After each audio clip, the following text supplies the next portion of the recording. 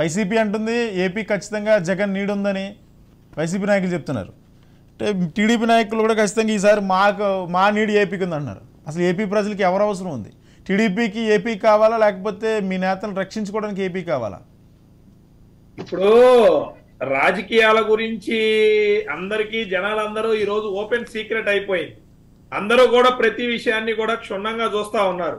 ఇందాక సజ్జల రామకృష్ణారెడ్డి అనే గుమస్తా ప్రెస్ మీట్ పెట్టి చాలా పెద్ద పెద్ద మాటలు, పెద్ద పెద్ద వ్యవహారాలు, గ్రాఫిక్స్ అవన్నీ చేసి ఒక స్క్రిప్ట్ ని వాళ్ళ అధికార ప్రతినిధులందరికీ ఇచ్చారు. అదే విధంగా ఇందాక వాళ్ళ స్క్రిప్ట్ అమలు పరుస్తారు. ఆ స్క్రిప్ట్ కన్నా ఇంకొక లైన్ ఉండదు వాళ్ళు ఎంతసేపటికి.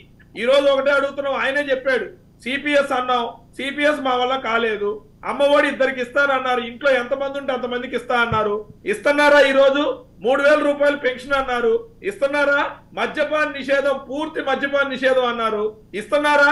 అసలు ఇంకా విచిత్రం ఏంటంటే 16 లక్షల మందికి ఉద్యోగాలు వచ్చినాయని ఈ రోజు వీళ్ళు క్రియేట్ చేసి చెప్తా ఉన్నారు.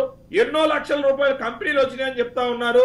దయచేసి ఎవరైతే చెప్తున్నారో వాళ్ళు వెళ్ళే కళ్ళబుల్లి మాటలు, ఈ జిరాక్స్లు, కలర్ ప్రింట్అవుట్లు కాదు.